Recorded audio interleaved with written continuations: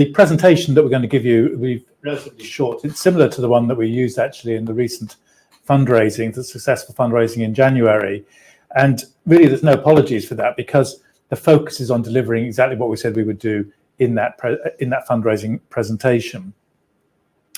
There's a disclaimer on the next slide, and then I would say that the Quadrise story is getting easier to tell, and that's really because, as shareholders will know, we're in the right place at the right time, and the decarbonisation of shipping is a huge opportunity.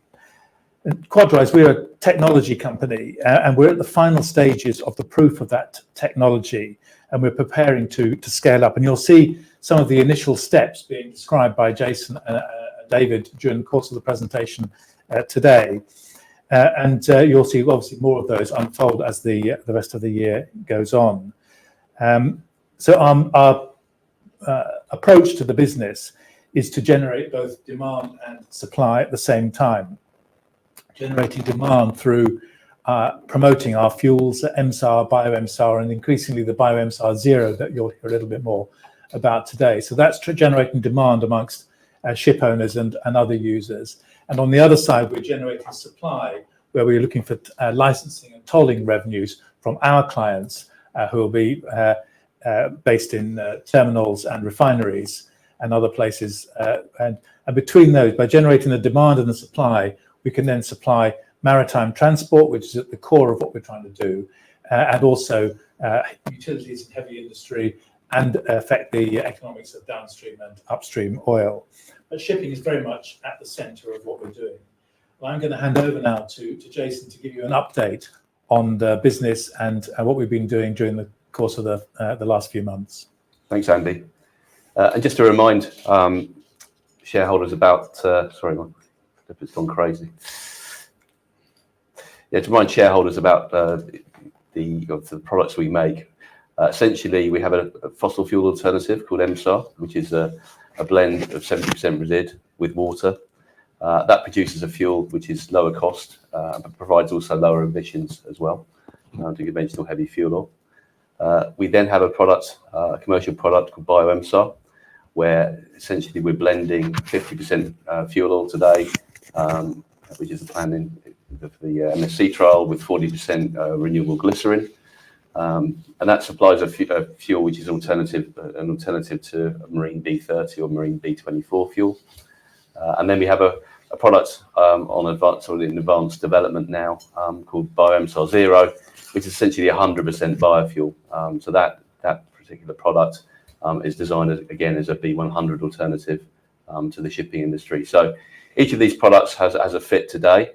In terms of where it fits regulations are already in play now in Europe, where they're expecting the shipping industry to selectively or progressively reduce their emissions of greenhouse gases.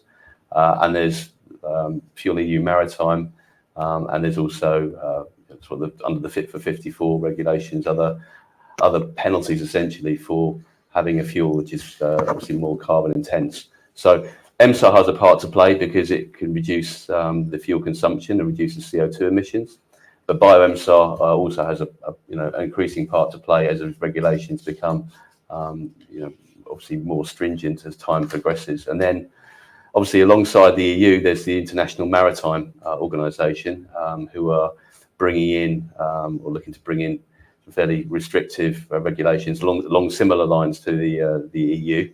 So there's a meeting coming up at MEPC 83, which is then also looking to bring in regulations on a more global basis to cover global marine fuels and try and incentivize the use of lower carbon or greenhouse emitting products, which again is beneficial for the biofuel components. And that's the only thing where we have a compelling advantage with efficiency, which we do. So our strategy is really to support the demand that Andy mentioned before by stimulating supply of fuels around global marine hubs. The principal project there, where we seem to have boots on the ground, is in Northwest Europe, in Antwerp, in a sort of a groundbreaking project with Cargill and MSC to supply the MSC container ship. We also have a project in OCP in Morocco, which is an industrial client where they're looking for MSAR demand. And that fits quite nicely as well with MSC, who are also looking at MSAR for some of their fleet as well. So we have a project where there's an MSAR demand location in the Med. We have a project in the Americas. It's with Sparkle Power, where we seem to be doing a trial there in Panama. And again, Panama is one of the larger bunker hubs. And then the project in Valcor looks after the US market and the US ports, specifically LA and US Gulf Coast. And then looking further afield, also Singapore is a major bunker hub. So there's work ongoing there to sort of stimulate supply within Singapore as well.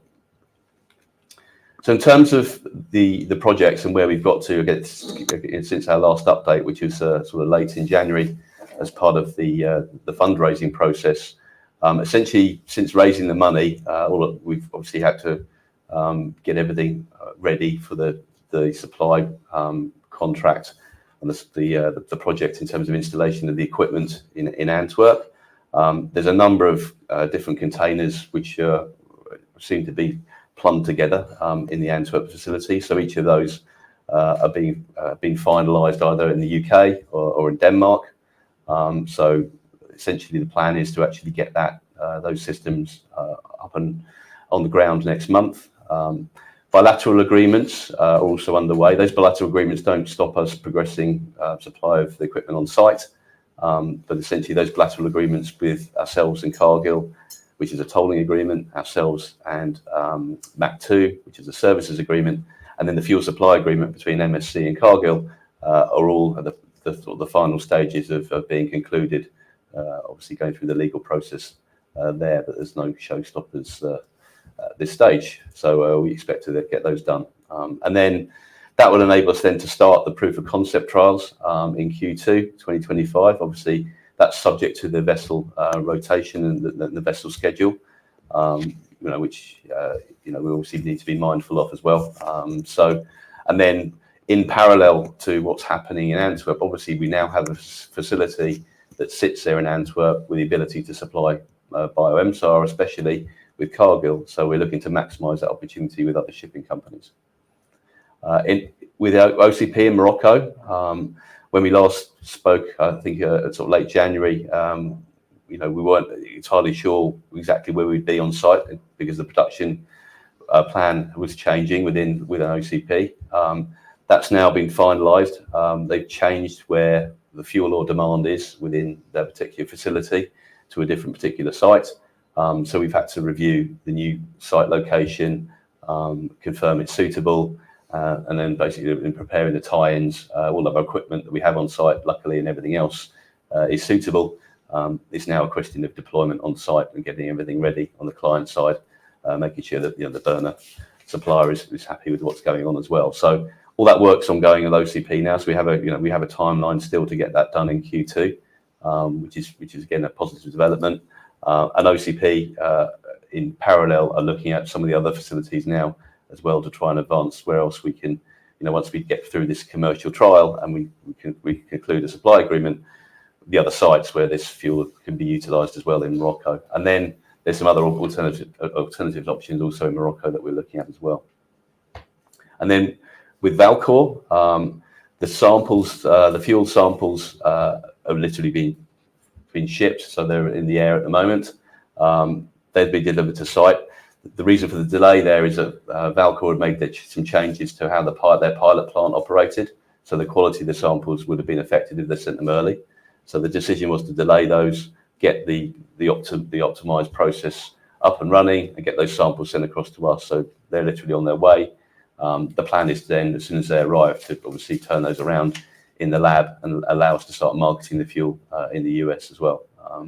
So that's the situation there. And obviously they've raised the money that they needed to do to obviously advance the financing of the first oil sands facility as well. So that project is getting up and running finally, which is good for us. And that obviously leads to the revised site license agreement that we had. We sort of announced in January where we've agreed to revise terms. We're putting in a smaller MMU to match their demand in 2025, then with a view to getting the larger unit in at the end of the year. And then in terms of the other projects that are going on, there's lots of work ongoing with various different partners in the biofuel space, both obviously BTG Bioliquids and Vitoro, and others as well, where we're looking at a number of different feedstocks which we can combine and blend with our BioMSAR platform to produce a biofuel, which is ultimately very competitive for the marine sector. Spin-off for that is some of the work we're doing with the Toro is to look at a B100, a first B100 test of BioMSAR Zero on a focused motor yacht, during end of Q2. It's a current plan, and then we're also doing similar work with a blend on board, with our blend on board technology, looking at with Sea Stars on the Horizon project, looking at the use of our fuel either for blending on board or for obviously for bunkering as well. And then the Sparkle test. We've had people on site already preparing for that. The client's very technically adept to getting things ready. So we've been delighted with progress there. So the plan is to get that done also in this quarter, the second quarter. So there's a lot happening that's coming up in QQ. Unfortunately, it leaves us at this point, where things are happening and haven't quite been delivered yet. Frustrating for us, but that's just the way the quarter goes, unfortunately. So we expect lots of news flow to follow in Q2. And then in terms of Southeast Asia, I think the previous update was we were waiting for the client financial decision to proceed there. That's not been received as yet. It's part of a larger investment by the client, which hasn't progressed. But so we're still speaking with the owner of that particular refinery to look at other supply opportunities independently of the refinery project, and obviously looking at then alternative supply sources as well in Singapore and the surrounding region. So in terms of timelines and how that all fits out, or how that progresses during the year, the proof of concept is still expected to start in the second quarter of the year. So I think the next available opportunity we're targeting is in mid-May, according to the vessel schedule, which most people can look up online. So it's not sensitive information, but the target is to get the first proof of concept delivery then on MSAR. Then we progress the next proof of concept run with BioMSAR, and then the operational trial will happen during the second half of the year. That's a very big opportunity for us to obviously use that as a platform, obviously to do a lot of business development around that state, around those phases as well, in terms of telling the marine industry this is real, this is happening now. There's lots of things going on to actually bolster that opportunity. Obviously, we're investing money on the ground, but we also look to expect to take advantage of that investment as well from a marketing point of view.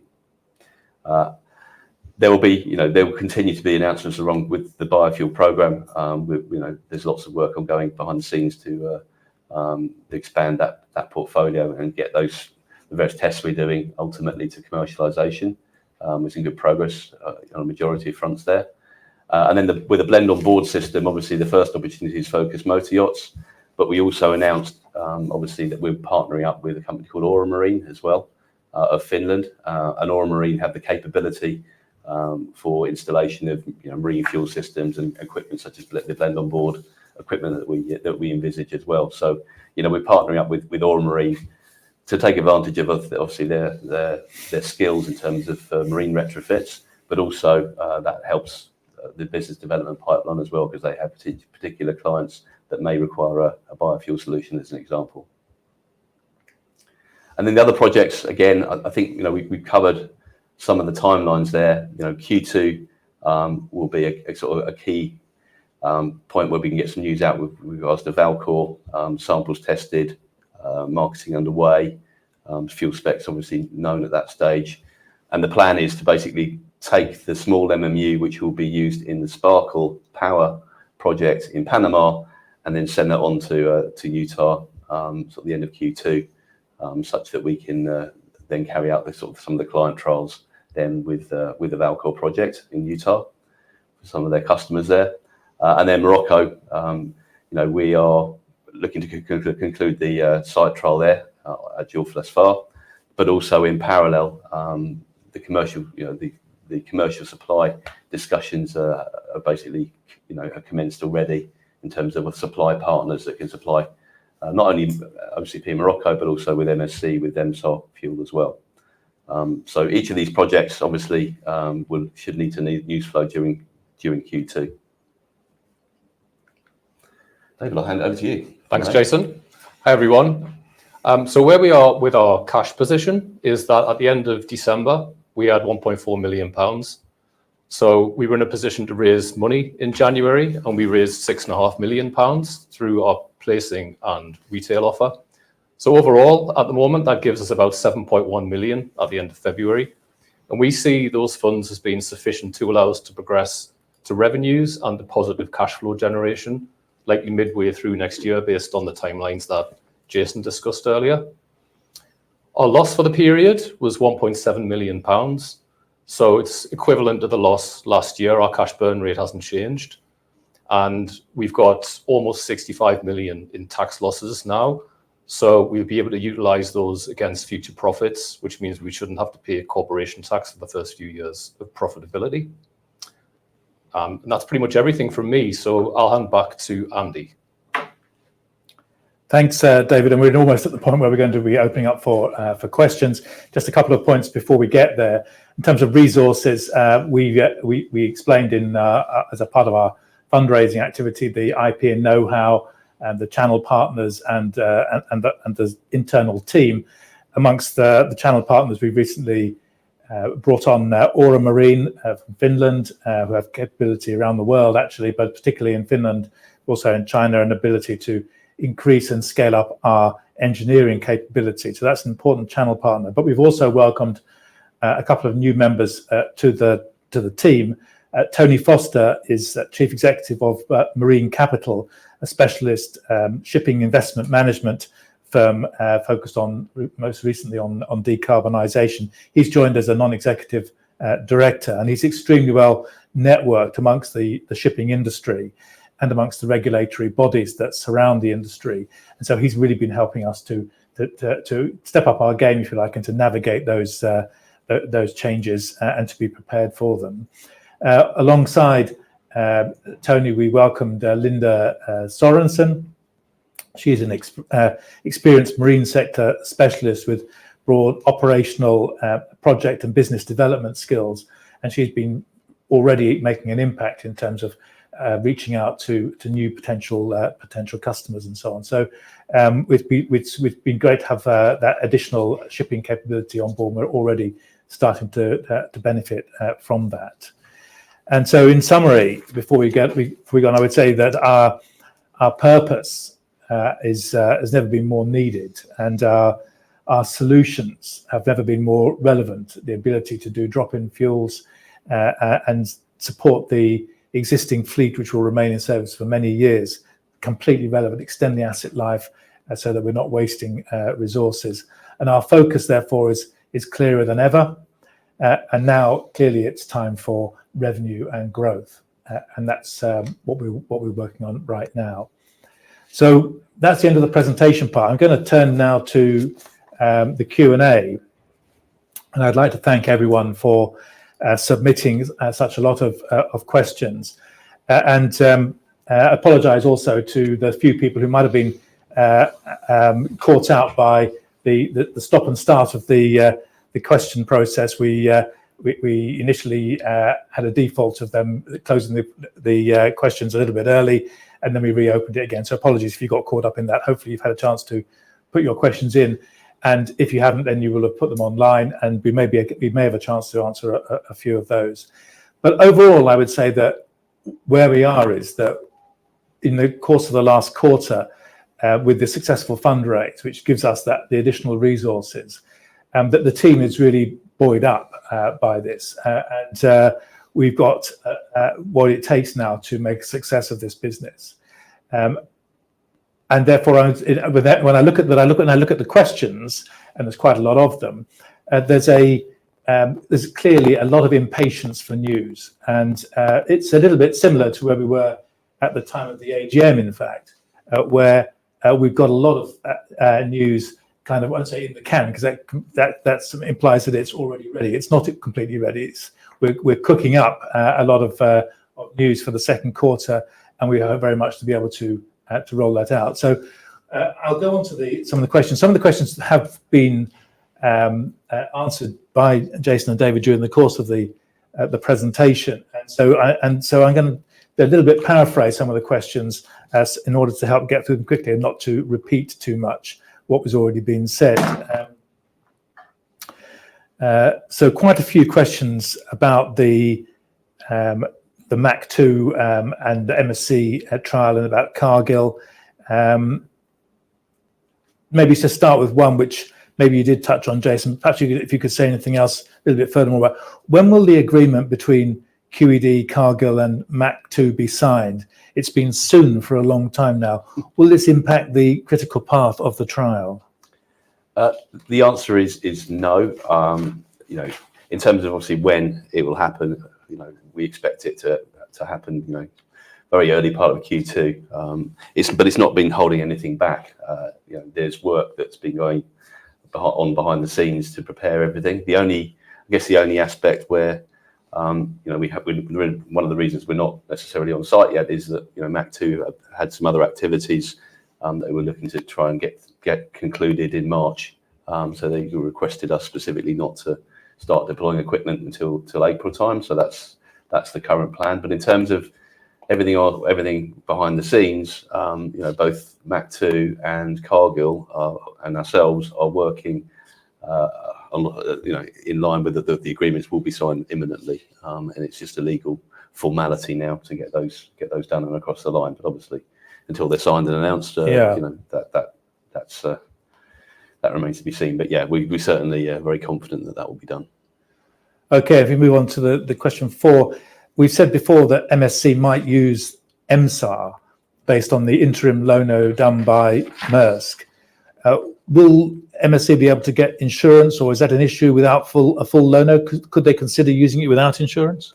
Yeah, it's a similar situation to can you carry out the trial on the vessel? The reality is that insurance is available and can be made available, and it's just making sure that the insurance in place is fit for purpose for that operation. So obviously we've already got insurance lined up for the trial, and if obviously it progresses on the MSc supply side, then that's another discussion we have with the insurers. But in principle, insurance can be arranged. Obviously the lono opens that up, but we're working on the basis that insurance is not the hurdle here.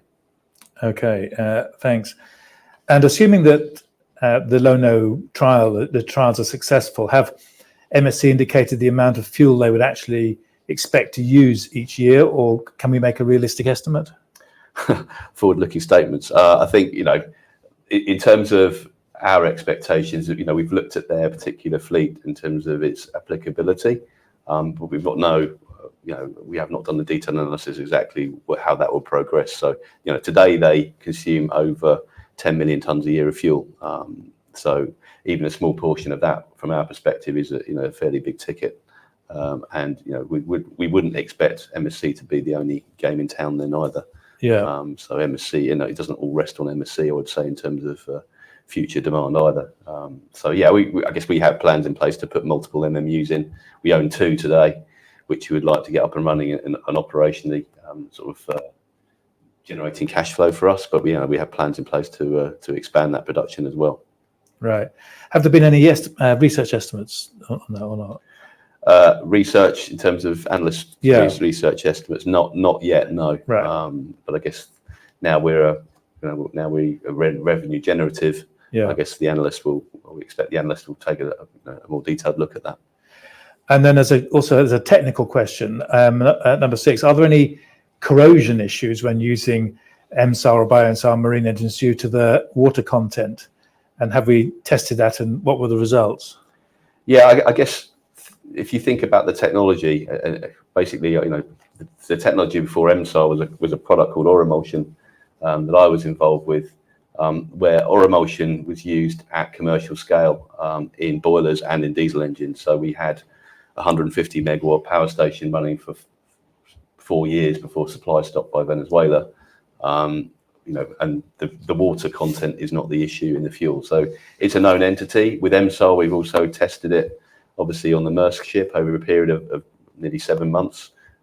without any issues. And the key thing really is to make sure the water is clean water, and it's, you know, if it goes in an engine, it has to be a particular quality that the engine manufacturers are willing to accept as well. So there's already a spec that's out there for water quality for use in engine environments, and water injection is, you know, a common technology as well. So it's known.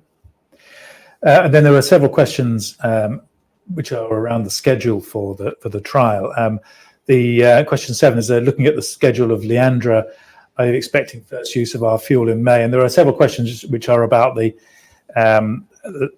lead up to that. But if we just focus on when we expect the trial to be, then all the other things obviously will have been done before that. So is that May is when we're expecting the trial? That's certainly what we're planning for. Yeah. Is to get the first loading done in May when the vessel's due to be in Europe.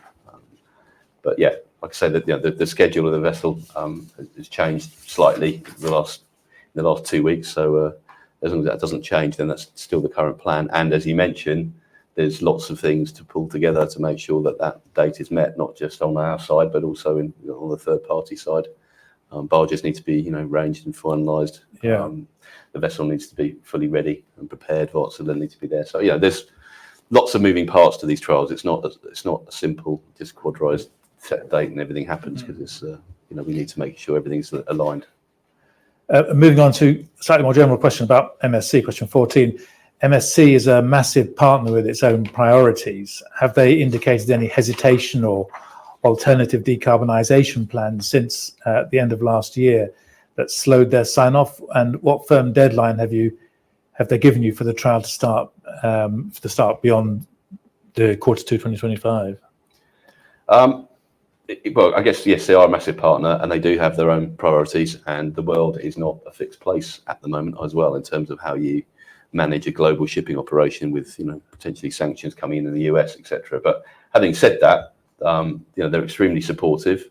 We're working, you know, on we're working at least once a week or even several times a week with the people in Cyprus to make sure everything's ready, and everybody's geared up for the May loading at the moment, or planning for the May loading. So there's nothing that's slowed their sign off, other than, you know, their legal department are also busy on other things. So we need to just be patient, wait in the queue, obviously push it as much as we can, but be aware that, you know, we're not the only game in town there. So but yeah, we don't see anything delaying the trial happening in May at this moment in time. Yeah, I mean, I would perhaps just add that I think that all ship owners are very much focused on decarbonisation, and fuel is obviously an important part of that. But all ship owners will also have other strategies about bulbous bows and about slow steaming and different things that they can do to adjust the carbon intensity of their current and future fleets. And so MSC are no different. They do look at all those kinds of things, but they've always been supportive of the trial that we're doing. It fits very much with their sort of fleet profile. So we've not, other than that they get busy from time to time buying and selling ships, we've not seen anything really to indicate that they've changed their level of interest. And in fact, as we've heard earlier in the presentation, they're now renewed interest, if you like, in the MSAR as well as the bio-MSAR, because they can see that that can help them with the short-term compliance, particularly in Europe. Yeah, and to add to that, they'll have the experience from the proof of concept as well, which, yeah, you know, they'd like to witness it themselves as well. So you know, that's a good turning point for us. And I think we should move on to Morocco. So this is a flavour of the kind of some of the sort of questions that of impatience, if you like. Number 19. You've obviously known for some time that Morocco project wasn't going to proceed until late in Q2. So why didn't you tell us? Your excuses are not credible. 5 years and counting is utterly embarrassing. You know, why can't we? What happens? Why can't we sometimes say these things? Yeah, I mean, the reality is we're waiting for the client. You know, there was a production change within George Flasfar. They had to repurpose, you know, one of their production lines to run on heavy fuel oil and produce a product that is a large consumer of heavy fuel oil for energy, as an energy source rather.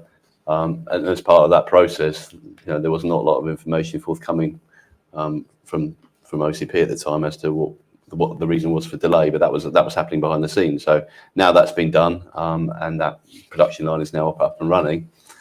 We have a new location for the trial, which is actually in many ways better for us. So the kiln is a larger kiln, which means that the trial may not be needed to run for 30 days. It may be done.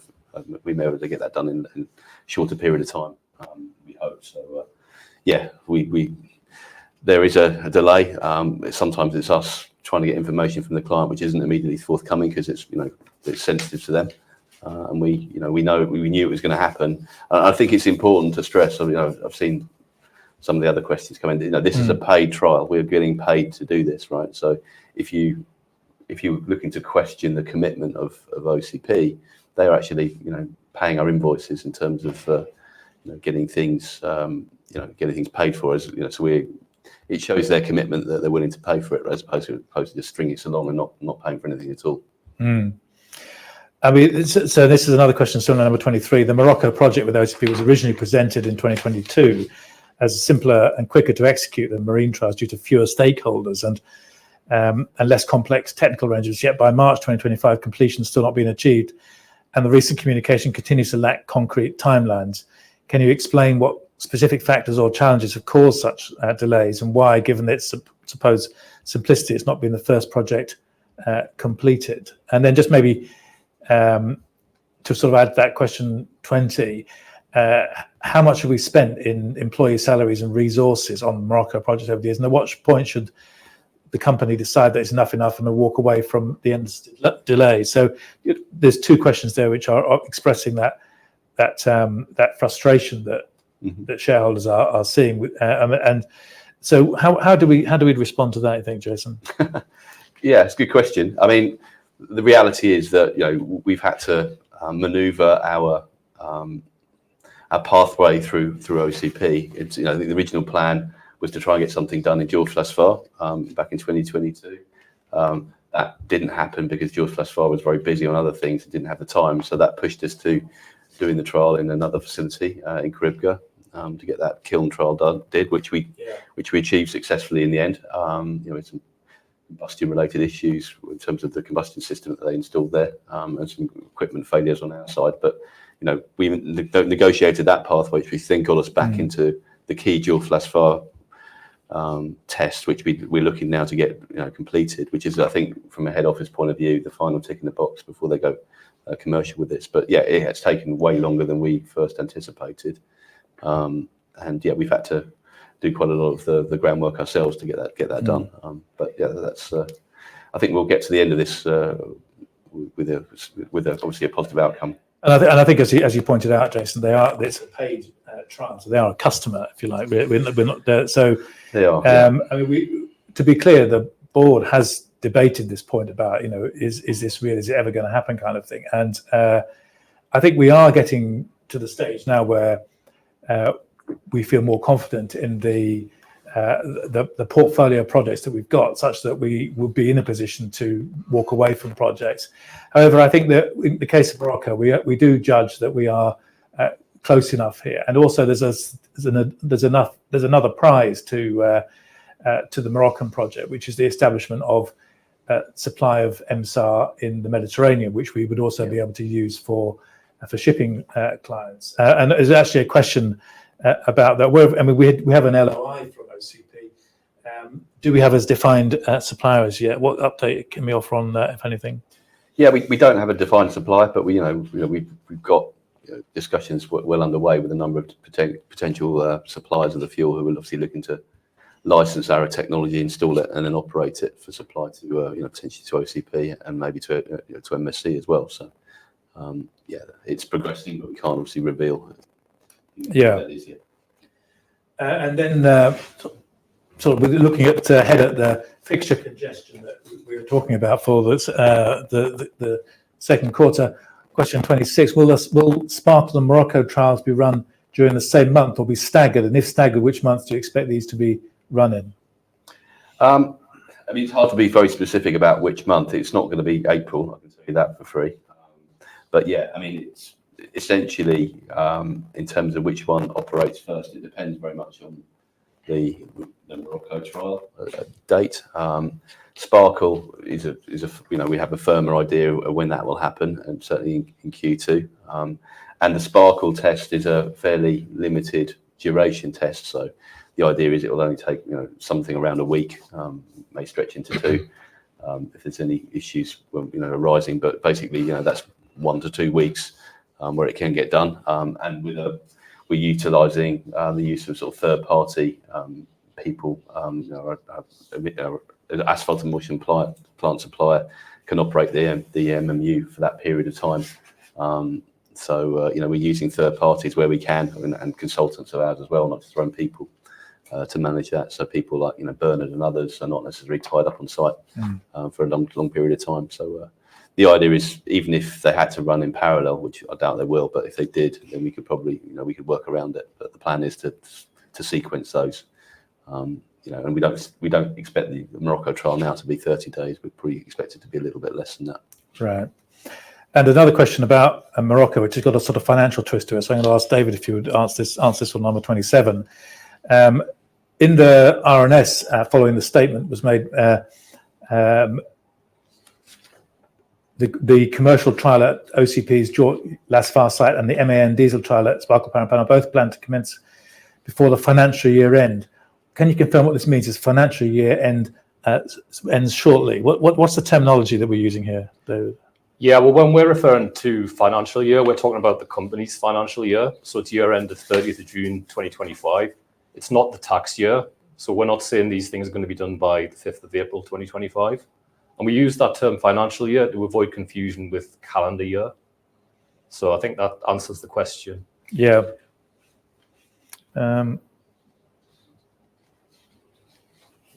There's a few questions like that. I wonder if you can say anything more, Jason. Number 32. Why is the Asian refinery project slipping away when it was due to be signed in December, January? Was it really expected to be signed, or were you just hoping?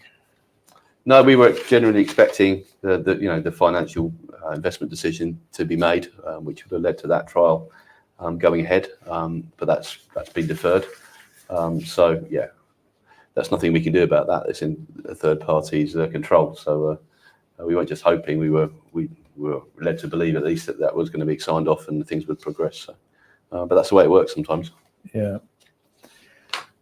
So we haven't had long to review these questions, and so I don't think we're going to have numbers here. But question 36, maybe we can give a sense of this. Utah, please, can you provide a realistic estimate of the potential scale of the opportunity in terms of tons per year and the time scales to get there? And it may be something we need to come back to in written answers afterwards. But yeah, I mean, I think the original intention for that particular project, which is the basis behind the site license agreement, that was that certainly this year our larger MMU would be installed, and that has a capacity to produce about 350,000 tonnes a year. So the site license agreement is for a set quantity of product. So yeah, giving you the tonnes per year number there, sort of 6,000 barrels a day of emulsion equivalent. The reality is that that project has been slightly delayed, so the agreement was made to put the smaller units in. But ultimately, we're expecting the bigger unit to be installed there to replace a small unit later this year, towards the end of the year. And then, it's then a gift really to try and maximise the output of that particular project. It's well documented that the asphalt ridge and surrounding areas have several billion barrels of oil equivalent available, and they have the option to obviously drill wells and get maybe 40 barrels a day from each well, or they also have the capacity to install oil sands plants, which is part of the work that obviously the pilot plant work that Valcor's been doing recently is optimise the oil sands process that they've got as well, and provide a fairly low capex solution to that. So each of those oil sands plants is 5,000 barrels a day. So we're sort of matched with Valcor's projections, but in terms of the scope, it's obviously quite large. It'll take time though. I expect that's going to happen over a period of 5 years. And then there are a few questions around the Panama Sparkle trial. Maybe to summarise them, it would be Can you give a bit of a flavour as to what that trial is actually going to look like? How long does it take to do the trial? Who needs to be there and this kind of thing? How's it going to work? Yeah, I mean, the trial is on a 4-stroke MAN diesel engine. I think they've got 8 engines at that facility. For a smaller, older, for a larger. It's one of the larger 4-stroke engines, but it's a good test for us because it's a MAN 4-stroke engine. The duration of the trial is deliberately sort of set around just making sure that the emissions are compliant. It's not a long-term durability trial necessarily, because the client believes that there's no issues from that perspective. So the intent is to carry out that trial over a period of less than a week, so a few days would cover it. We've also made sure there's the opportunity to test bio-MSAR side by side as well.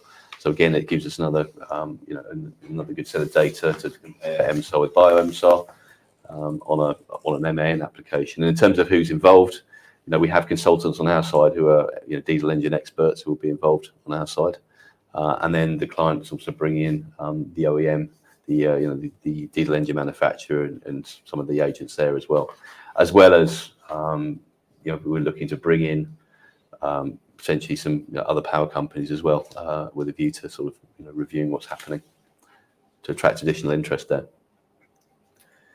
Okay. I've got a good one, 42 actually. Go for it then.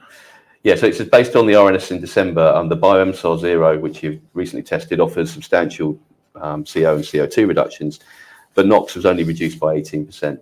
Given that regulators will also want NOx reductions, how much of a problem is this? I think when you look at one of the concerns in the marine space when they first started looking at biofuels was that was the potential for some of these biofuels to actually produce more NOx than conventional marine fuels. So yes, NOx is a problem, and NOx is obviously they're looking to reduce that where they can, but there aren't many opportunities by switching fuels, switching to a biofuel that offer a reduction in NOx whatsoever. And most opportunities are actually concerned about that NOx actually increasing.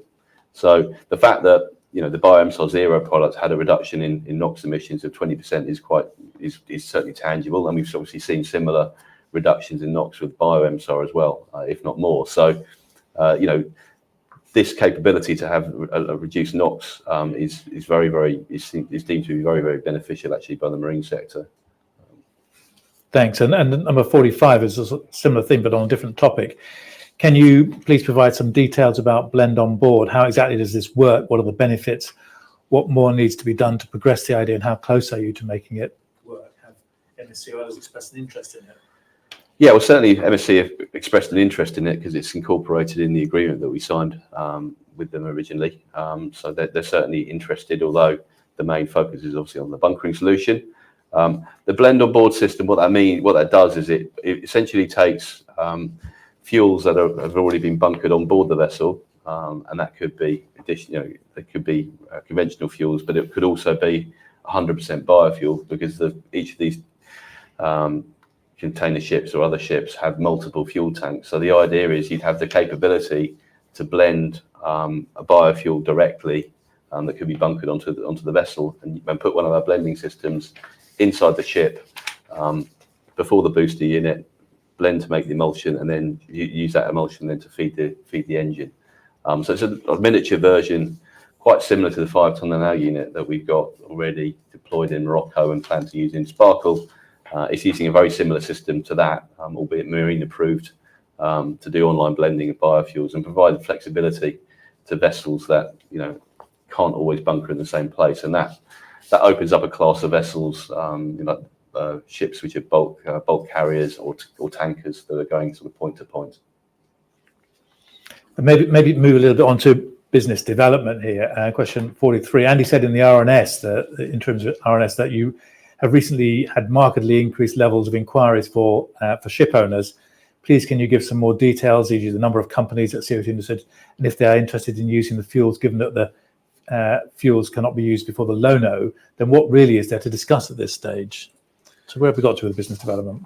Yeah, we're at reasonably advanced stages with a number of different shipping companies, who are very, who take a similar view to MSC, and they may not be necessarily in the same line as them, but they take a similar view to MSC that biofuels is an important component for them to decarbonise their fleet going forward. Yeah. Ultimately, they'd like to carry out their own tests because their technical people need to be convinced. They're not necessarily willing to wait for MSC to conclude, and they want to be ahead of the curve themselves and take the opportunity potentially of obviously the facility being available in Antwerp to do it.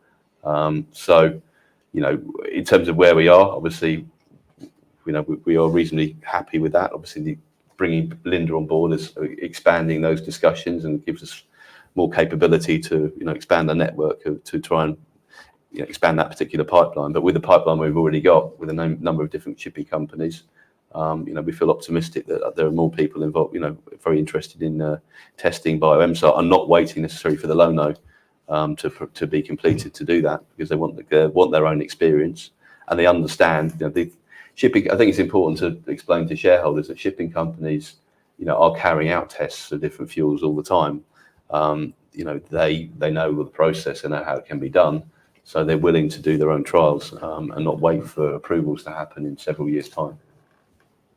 Okay, and then the question here: what are we going to do with the additional funds that we received during the recent fundraiser? And maybe I'll try to address this one. Obviously, the main purpose of the fundraising was to fund the project activity to get through, as David explained, to the cash flow and profitability, and then to accelerate our business, scale up into the opportunity after that. Clearly, we raised more money than we first anticipated in that process. And we have been able to secure Tony and Linde, as we mentioned, and also be able to approve the projects that we're doing. But it remains the case that the additional funds have not been deployed yet, and the board is working to how best to deploy that. It's something which we will bring into our planning cycle. So we are very much aware that we need to use those funds wisely and to be sure that we will be able to accelerate the business as a result of deployment. So we will give further details of the deployment of those funds, and you'll see that through the RNSs as we go forward.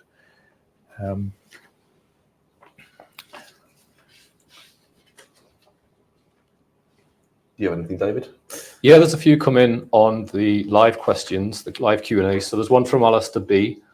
Is there a PR strategy in place to be rolled out in conjunction with the MSC trial to maximise the opportunity for getting the Quadrise name out there? It would be great to see us mentioned in some national publications.